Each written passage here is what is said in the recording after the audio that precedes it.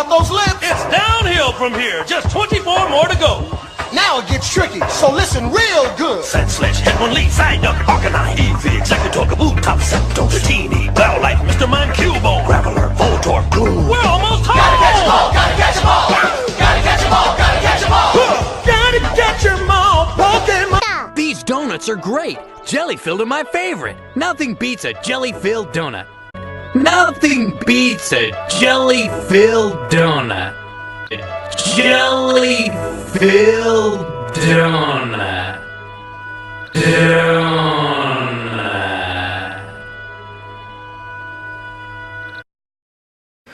Okay, so the decks are shuffled.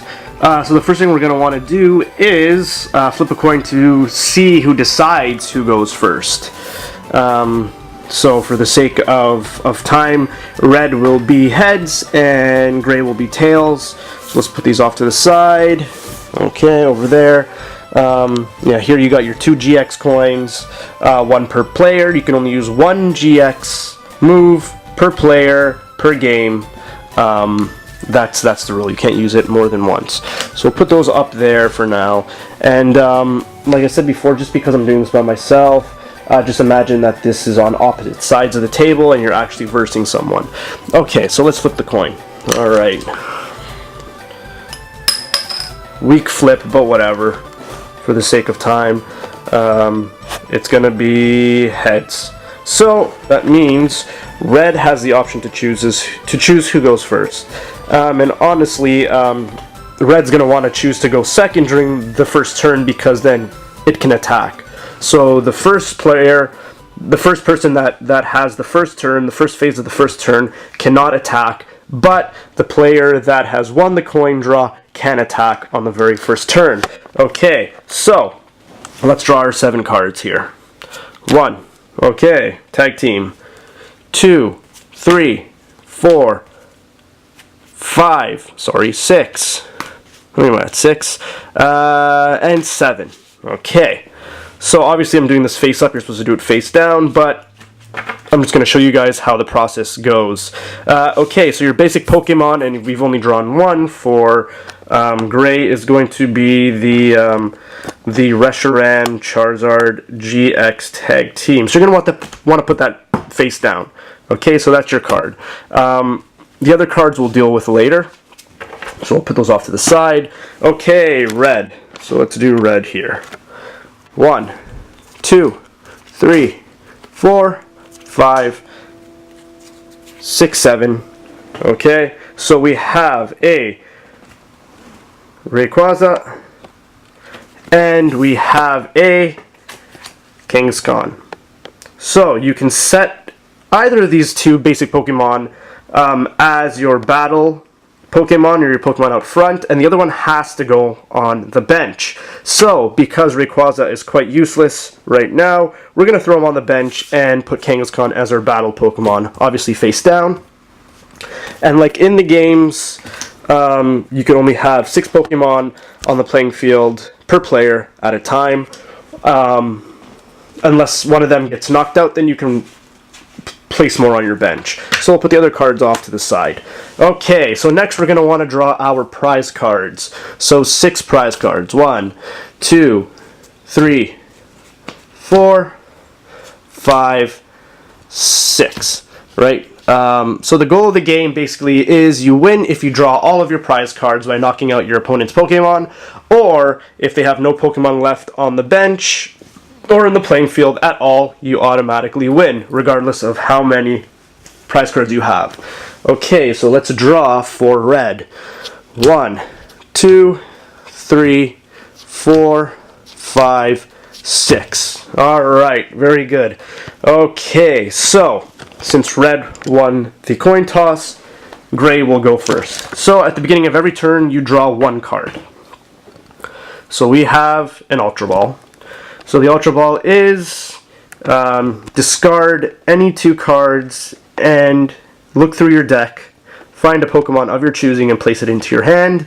After that, shuffle the deck. So, with the spread of cards that we have, oh, sorry, you gotta flip your cards around. My bad. you do that, and then you draw. My fault on that. Okay, so let's see what we have here. So we have our energy. Obviously, you can attach only one energy from your hand voluntarily during a turn, unless you have trainer cards, abilities, or explanations on attacks that your Pokemon have, which cause you, or which will have you place more than one energy onto your Pokemon during a given turn. So let's attach our one mandatory fire energy to Reshiram Charizard. Okay, so you attach it like that. Okay, now let's look at the rest of our cards. Okay, right now, Lusamine is useless because this Prism card prevents any damage done to an Ultra Beast, your Ultra Beast Pokemon. So, obviously, the Tag Team isn't an Ultra Beast, it's useless. We've attached our energies, our fire energies, so that these cards are also useless. If we really wanted to, we could discard 2 energies, and look for a Pokemon of our choosing. Because my deck burns energies and has cards that can help you take them back from your trash pile, I'm going to go ahead and use this, discard 2 fire energy, and look for another basic Pokemon to put onto my bench. So, we'll discard that. And your discard pile will be, generally, for what I like to do is because I'm always playing in spaces that are small, you can either place it to the right of your deck, in front of the prize cards, below your deck, wherever, as long as it's accessible to you and the other player. So at any given time, the other player can look through your discard pile. I believe so. But you can look through your own at any given time, and I think you can look through your opponent's. I could be wrong on that. I'll have to look it up, but it's always going to be face up like that. So let's go ahead and search our deck for a basic card, a basic Pokemon card. So I'm going to... Yeah, so give me 1 second. I'm doing this with one hand. It's a bit difficult. I'm going to put the camera down. Give me a sec.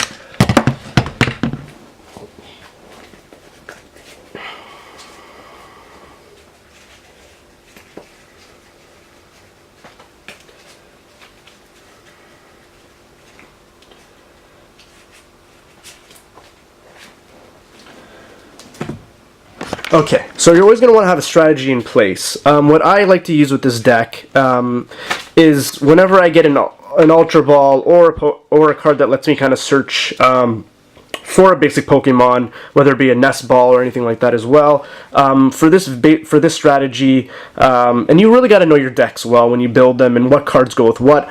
I drew a Pidgey. So, run-of-the-mill Pidgey, nothing special, but as you're looking through your deck, right, for a card that you need, you can kind of get a feel for what your prize cards are. If you noticed, if you know your deck inside out, you know which cards will be missing. So I know that I have a Pidgeotto on that deck, and I use Pidgeotto's ability, Airmail, to draw an additional card every turn. So I'm going to go ahead and put that face up on the bench. Can't attack, so I will end my turn. But before that, the Ultra Ball, you have to shuffle your deck and have your opponent cut it, so I will do that off camera. Okay, so now the red deck here. Okay, so let's draw a card. Another important note is that, for example, on your first draw, if you don't get any basic Pokemon, then your player, the other player gets a mulligan. Or you get a mulligan, which will then have the other player draw an extra card on his or her turn. So we drew Brock's Grit there. Okay, so let's see what we can do here. We have Rayquaza and Kangaskhan as our active Pokemon. Okay, so what do we have here? We have Judge. Okay, if you really don't have a good hand, you could play this first turn, shuffle your cards back into your deck, draw you and your opponent, and then draw 4 cards each. We have a Dark Energy.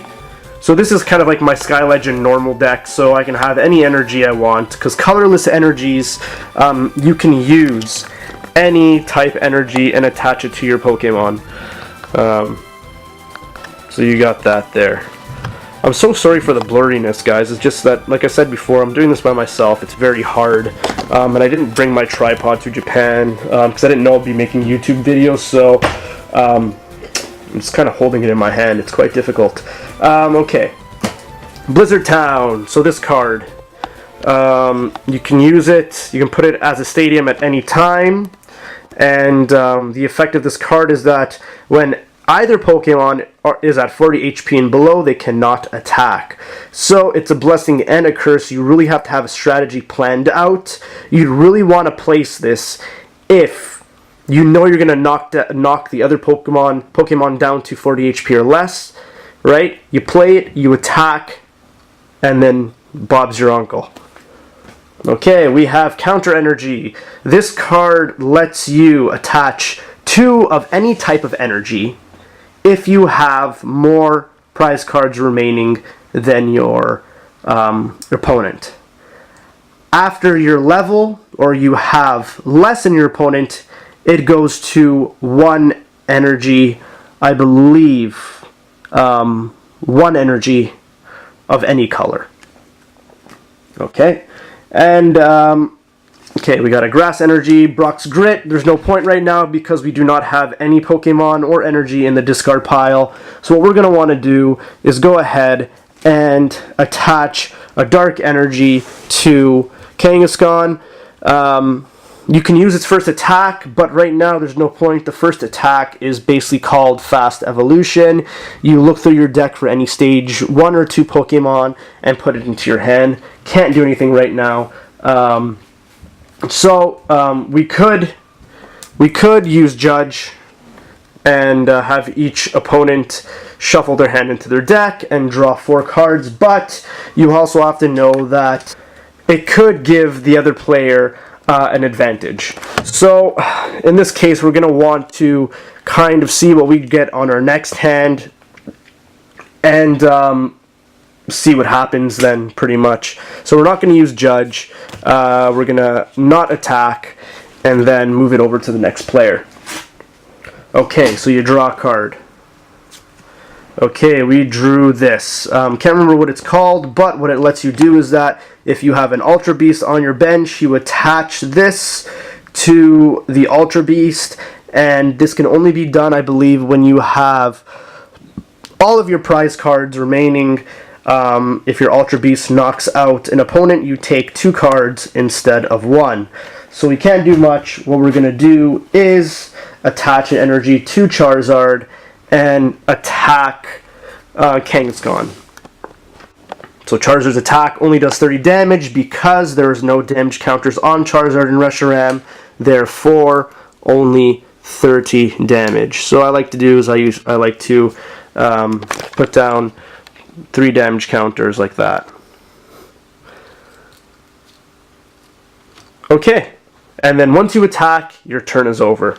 Let's go over to red. Let's finish this off because then it's like rinse and repeat. Okay, we've got a Fire Energy. At this point, you're not drawing much. You're at a disadvantage. What I would do is I would attach an energy to Rayquaza and start kind of setting it up, because if the opponent has a card that'll let it attach 2 energy to Charizard, Reshiram, it could do major damage. So you're going to have to really read or predict what your opponent's going to do, and then kind of strategize from there. It's very hard because you don't know what they're drawing and everything like that. So yeah, and then what we're going to do is not attack, because you could be filling your hand with all these evolutionary Pokemon, but the chances are they're going to be useless. So there's no point. Move it over to the great team, rinse and repeat. This is how you play the game. Drew another Pokemon. This is an Ultra Beast. So this card you can put on your bench. Sorry. You can put on your bench. Okay. and attach a Pokemon tool to it. So we saw that Beast Claw. Oh yeah, that's what it's called, Beast Claw. So attach your Beast Claw. So, what you can do, so this is a potential combo. So I talked about combos in my last video. Potentially this is what you can do. So, if you know, for example, let's say the opponent draws a double colorless, or just imagine that this is more of a setup playing field where you have multiple Pokemon on your bench, you have energies, your opponent's ready to attack. What you could do is, so with my Charizard Fire deck, like I said, I have cards that let me draw, take discarded fire energies from my discard pile and put them back into my hand or shuffle them into my deck. So, let's say we could do this. We can attach another fire energy to Charizard. Discard 3, because you have its retreat cost down there, like I explained before. So, you retreat it onto your deck, move up Blastful, okay, and say you have energy attached to Blastful. For the sake of moving the game forward, let's just say you have an energy on Blastful. It's ready to use its first attack, but you know that your opponent's going to attack you on his or her next turn. In this case, you can use Lusamine, which any damage done to your Ultra Beast does not count. So I'm going to play that. It has special protection.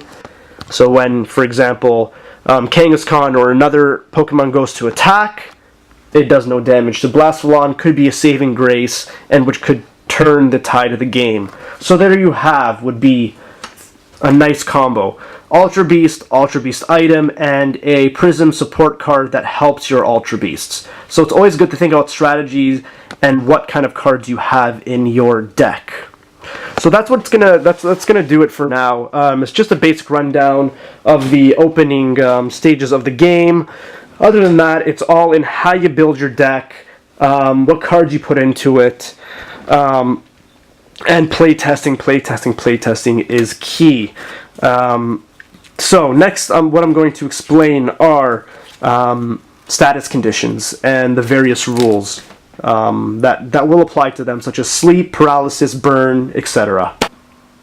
Okay, and lastly, let's talk about status conditions in the Pokemon trading card game. So here we have this cute little Victini here.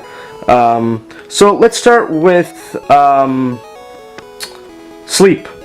So if your Pokemon is put asleep, you're going to have to turn your card counterclockwise, right, like that, to notify the player that the other player that it's obviously asleep, or to kind of have you both remember that it's asleep. The rules for sleep are: at the end of your turn, or each subsequent turn, you flip a coin. If it lands on heads, you turn your card back upright and your Pokemon is no longer asleep. If you land on tails, your Pokemon continues to stay asleep for another half turn. So every time, so you go, you flip a coin. Your opponent goes, you flip a coin. You go, you flip a coin. So it's every kind of like half turn to a full turn. Like it's, yeah. So it's pretty much every half turn. Yeah. So that's sleep. So next we have paralysis, and paralysis is you turn it clockwise, right? And no matter what, your Pokemon can attack as long as it's paralyzed. So for example, if your opponent paralyzes you during their turn, on your turn you cannot attack. You can still set up, add energy and all that stuff, but you cannot attack unless you use a trainer card or a heal card that kind of cures the status. At the end of the turn, at the end of your turn, your Pokemon goes back upright. Okay, next we have Burn. So Burn was actually introduced all the way back in 2002. Its rules changing all the time. With Sun and Moon, what I've read up, and I've done a lot of research, it's really hard to get all the accurate information. Even looking through the official guide, I found it to be kind of vague. So I think people had uploaded rules that they have played, that they've used in tournaments and all that kind of stuff. So usually when you are burned, in Japan anyways, every kind of pre-made deck, like these ones here, or if you get a special box, will come with these little burn counters here. I'll show you in a second. So unlike the games, pretty much, where now fire Pokemon can't be burned, poison Pokemon can't be poisoned, electric Pokemon can't be paralyzed, etc. The card game that does not apply, for example, Victini can still be burned, and it's indicated by this little burn token here. Let me just, yeah, so that's what it is. So you put it on like that, and now unless you, I think, retreat it to the bench or cure it with a trainer card or an item, your Pokemon will take 2 tokens of damage each turn, or each half turn. So you have 2 tokens, right? But there's a catch, is that you have to flip a coin. So if you flip a coin and it lands on heads, you don't take damage that turn. If it lands on tails, unfortunately you take another 20 damage. Okay, so that's burn. Last we have, so we've done burn, confusion, paralysis, burn, confusion. No, not confusion. We haven't done confusion. Let's do confusion. Confusion. Not Confucius, but confusion. When you are confused, you turn your card upside down. Confusion cannot be cured unless you retreat your Pokemon to the bench. When I was playing the online game, they did it by coin flip. So when I was playing the online game, unless they've changed it recently, but I played it in the past 12 months, you would flip a coin, and if it landed on heads, you would be able to use your attack, and you would lose your confusion status. But according to the rules now that I've been researching and reading, you stay confused until you retreat your Pokemon to your bench. Then it becomes unconfused. So if you want to kind of risk the, like in the games, risk an attack whilst confused, then you'll have to flip a coin. If you flip heads, then you go ahead and attack as normal. If you flip tails, you take 3 damage counters worth of damage. So about 30 damage you take for every time you hit yourself due to confusion. Okay, very good. The last is poison. So depending on the special cards, any type of Pokemon that will kind of go through the rules or break the rules. Like for example, we have a Shuckle GX here. One of its attacks is called Triple Poison, and you put 3 counters of damage, I believe, in between turns rather than one damage counter. So, but aside from that, let's just cover the basics here. We have, for example, let's say Victini is poisoned. You put this little counter on top of Victini, and every turn it takes 10 damage until you cure it, or you retreat it back to your bench. Like that. Okay, guys, so yeah, I've filled you out. I've got you caught up to kind of all the basics and the basic rules, conditions, and all that kind of stuff in the Pokemon trading card game as best as a job that I could do. So I hope it's been helpful. Yeah, but we still have one more thing left to do. Okay, and as always, let's finish off our video with 2 booster packs. Double Blaze. So let's do this. Okay, let's see what's behind pack number 1. Oh my god, man, these things are fucking pain in the ass to open. Okay. Alright. So let's see, this a little bit more focused. Alright. There we go. Okay, so we'll do one to the front. Okay, hopefully we get something decent here. But, oh, very good. Stadium card. I don't know which one this is. I'll have to look it up. We got a Sandile, Chatot, Crab Brawler, and a Mew. I already have a Mew, but it's a nice card. Its ability is actually quite good. You leave this Mew on the bench, and basically any incoming attacks from the other team onto your bench have no effect. So it's perfect if you want to prevent that heavy damage and tactic of attacking the opponent's bench rather than attacking the opponent directly. Okay, so we've got that one. Okay, pack number 2. Let's see. Alright. Okay, pack number 2. Alright, so we'll do one to the front. I don't think we've got anything for this pack. Feels a little bit flimsy, but I could be wrong. I believe we do not have anything, but we have a Duskstone. Very good. I don't have this card yet. I've got to see what it does. We have a Litten, Porygon 2. We have a Gloom. Also don't have this card, and the final card, I assume it's going to be nothing, but who knows. Yeah, it's just a Meowstic. Don't have the card, but it's unfortunate. Well, thank you for tuning in again, guys. Hope you've enjoyed the video. Hope you've been able to gain some knowledge. And if you're into the trading card game, I hope you have a lot of fun playing it. So there's that Mew there. Alright, yeah, so I'll see you guys later.